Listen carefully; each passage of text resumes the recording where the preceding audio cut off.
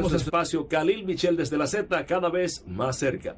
Uno de los elementos más importantes de la vida es el registro de todos los acontecimientos que van describiendo lo que es nuestra vida, o mejor dicho, lo que es la memoria. La pérdida de esta es perder nuestra vida completa. Para tratar este y otros temas de importancia relacionados, nos acompaña la noche de esta noche un neuropsicólogo de primera marca y de conocimiento extremo sobre este particular. Con nosotros, José Luis Ortiz. José Luis, bienvenido a tu espacio. Un placer tenerte aquí. Qué bueno que estés con nosotros. José Luis, uno de los puntos fundamentales en el quehacer de la vida es ese registro de todo lo que hacemos, lo que son los acontecimientos, todo en la memoria. Correcto. ¿Qué significa el tema de la memoria y cómo pudiéramos conservar la mayor cantidad de memoria posible en el paso de los años? Muy bien. La memoria es una función, como todas, la tenemos que cuidar, la tenemos que ejercitar, la tenemos que poner de nuestra parte para que esa función no se pierda, no se deteriore. Entonces, la memoria es un sistema que es algo, como decías antes, es algo que es nuestra vida, porque son nuestros recuerdos, nuestras experiencias, nuestros aprendizajes. Y si nosotros no ponemos de nuestra parte para que esta función se siga desarrollando, se mantenga, entonces paulatinamente la vamos a ir perdiendo o no va a funcionar como debería funcionar en condiciones normales. ¿Y cómo se puede ejercitar la memoria? ¿Es esto posible? Claro. ¿Cómo? Tenemos que hacer ejercicios. La memoria tiene que estar estimulada, la memoria tiene que estar siempre funcionando, la memoria tiene que estar siempre en marcha, ¿verdad? No podemos quedarnos quietos porque, como con cualquier otra función, lo que no se usa se va deteriorando. Con la memoria sucede lo mismo. Si nosotros llevamos una vida sedentaria, tranquila, si no hacemos por aprender cosas nuevas, por tener nuevas experiencias, por recordar cosas, porque la memoria no solamente es almacenar o guardar información o guardar recuerdos, sino también es utilizarlo. Entonces, si yo no converso con la gente, si yo no me acuerdo de cosas del pasado, si yo no ejercito esos aprendizajes que yo ya tengo del pasado, también se van deteriorando. Es decir, para traducirlo desde la perspectiva de la neuropsicología, es rescatar esas memorias, plantearlas, procesarlas. Por ejemplo, un ejercicio sería aprenderse una canción cada cierto tiempo, cosas así. Sí. De eso hablamos. O cantarla. O cantar esa misma canción, ¿verdad? Porque, como te digo, digamos, la memoria tiene como tres pasos fundamentales. Uno es esa recepción de información, cuando yo estoy recibiendo esa información, cuando yo almaceno esa información y cuando yo la recupero. Son las tres funciones básicas a grandes rasgos de la memoria. Y yo tengo que ejercitar esas tres fases. A mí no me sirve de nada almacenar información si luego no la voy a utilizar. Porque entonces esa huella, ese recuerdo, poquito a poco se ve debilitando. Y con el paso del tiempo ya esa información. Es decir, que si, por ejemplo, José Luis, si yo estoy leyéndome un libro, ¿verdad? Lo interesante sería poder conversar sobre ese libro para retener. Correcto. En el momento que utilizo la información, la proceso, la comunico y la se afianza. Se afianza más. De hecho, además, nosotros tenemos recuerdos del pasado que de repente, por lo que sea, nos viene como ese flash, ¿verdad? Sí. Uy, es verdad, nos viene un estímulo, un olor, una canción, y nos acordamos de una experiencia del pasado, ¿no? O sea, quiere decir que la memoria la tenemos que tener siempre funcionando. Estamos conversando con José Luis Ortiz, quien es neuropsicólogo, en este caso, conversando sobre la memoria. Siempre se ha dicho, por favor, ilústranos en esta parte, de que hay memoria corta y memoria larga. Ajá. ¿Qué diferencia hay? ¿Qué es esto? Bueno, es una clasificación un poquito ya antigua. Quiere decir memoria a corto plazo, quiere decir más que todo cosas que nos han pasado de forma reciente. Pues, ¿qué desayuné esta mañana? ¿Con quién estuve conversando ayer? O sea, cosas que están cercanas en el tiempo. Memoria a largo plazo sería más experiencia del pasado, recuerdos que están más consolidados, aprendizajes que están más consolidados. Ahora, digamos que casi todo es memoria a largo plazo, porque son aprendizajes, ¿verdad? Entonces da igual un poco la parte del tiempo de la que yo esté hablando. Hay algo importante y es que, por ejemplo, en República Dominicana y creo que en el resto del mundo, la gente suele interpretar que a medida que el tiempo pasa y va llegando la vejez, la memoria se deteriora. Okay. ¿Cuáles son los primeros síntomas que uno puede advertir de que se está perdiendo memoria? Okay. Sí, sí que es cierto, como decías, Khalil, que la memoria, como todas las funciones, como las funciones físicas, todas las funciones con el tiempo van teniendo un declive, ¿verdad? Digamos, uno no camina lo mismo con 20 años que con 50, o no corre lo mismo de la misma fuerza.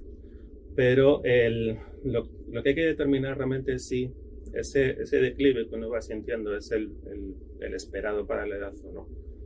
Entonces, ¿cuáles son las primeras señales de alarma? Pues olvidos recurrentes, ¿verdad? Pues que de repente voy a decir una palabra y esa palabra no me llega.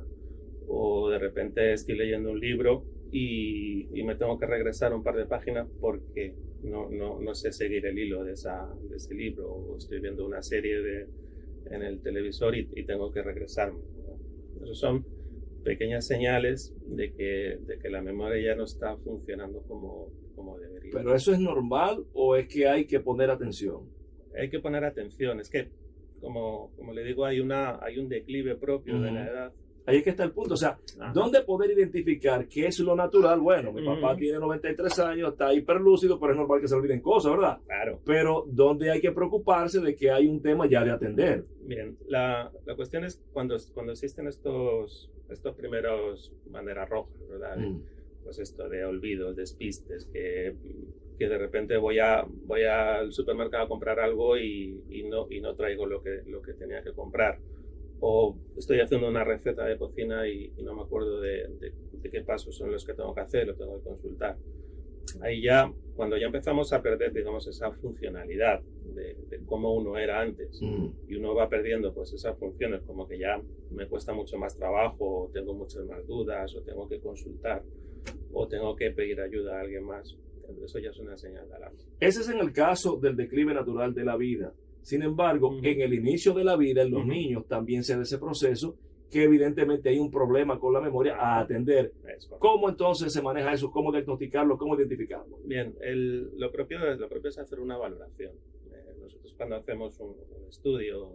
Pero antes de la valoración, porque el niño está en la escuela, está en la casa, ¿cómo yo noto que hay un tema que debo llevarlo a un especialista como usted para hacer esa valoración? Cuando no sigue el ritmo de su grupo de la clase, ¿verdad? Si en este caso de los niños, cuando el ritmo de la clase va a una velocidad y a él le cuesta más, o le cuesta más tiempo aprender, o necesitamos que tenga alguna clase de refuerzo, o no sigue las lecciones, o no pasa los exámenes, entonces digamos que ya sería momento de ver si realmente es un problema de aprendizaje, es un problema de memoria. Cuando hay el tema del diagnóstico ya establecido, ¿cuáles son las opciones que generalmente se dan a partir de la neuropsicología? El tema de medicación, ejercicio, ¿qué pasa? Primero lo que determinamos es que si realmente ese declive, ese fallo, es algo que es propio de la edad, es para la edad o no. En el caso de que sea propio de la edad, aún así no nos vamos a conformar, ¿verdad? Porque digamos que siempre hay que estar, como te digo, estimulado, siempre hay que estar con nuestra mente funcionando para que no se deteriore más, digamos, para que esos fallos no sigan aumentando y se vayan acumulando. Luego nosotros, la función que tenemos, nosotros siempre trabajamos en coordinación con otros profesionales, neurólogos, geriatras, médicos generales, cirujanos, porque nuestra función es primero determinar si existe ese deterioro cognitivo, ese deterioro de memoria, y ese deterioro no es propio de la edad. Y luego el segundo paso es ver cuál es la causa. Si tenemos una causa que sea orgánica, en el caso de que sea pues algún déficit de vitaminas, algún tipo de predemencia, algún tipo de incluso enfermedades o condiciones un poquito más psicógenas, como la depresión, la ansiedad, también genera un fallo. No es tan sencillo. No. Usted mencionó un capítulo importante y sobre todo en la creencia popular dominicana en este caso, la alimentación. ¿Hay alimentos que contribuyen a tener una buena memoria? Ese es un debate que lleva ya bastante Ilústrenos, por favor. Realmente, según los estudios, no.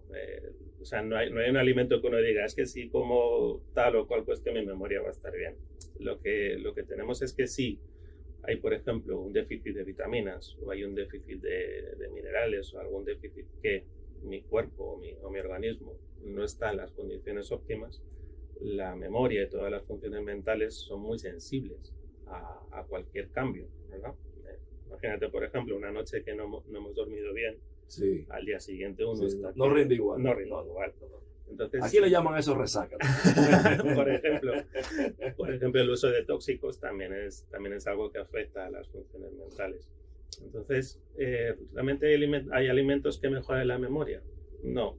Si uno lleva una dieta sana, balanceada, con productos naturales, cocinados en la casa, que no tenga demasiadas cosas tóxicas para nosotros, mi sistema en general va a estar bien y por lo tanto se van a dar las condiciones para que las funciones mentales funcionen a su pleno rendimiento. Excelente. Cerrando, José Luis, entonces, si quisiera alguien contactarte para entender los procesos, atenderse, lo que fuera, ¿cómo pudiera hacerlo? Sí, tenemos al celular y al correo electrónico. Dígalo. Sería el joselester@gmail.com y el teléfono es el 809-462-7428. Finalmente, el ámbito de aplicación de esto de la neuropsicología es solamente individual, también se aplica a corporaciones, a política.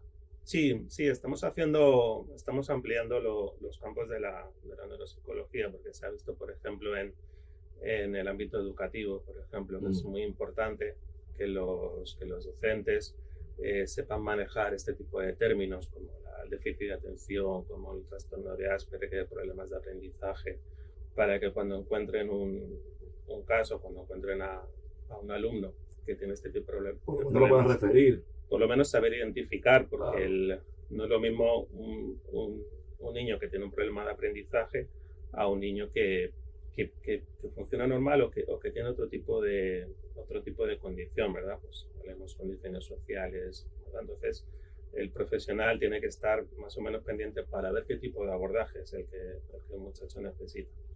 Y en cuanto a las empresas, igual, ¿verdad? Pues estamos trabajando mucho con condiciones de trabajo, con clima laboral, ¿verdad? Porque, como te decía antes, tanto el estrés como la ansiedad, como la depresión, son funciones que a nuestra parte mental le afecta mucho.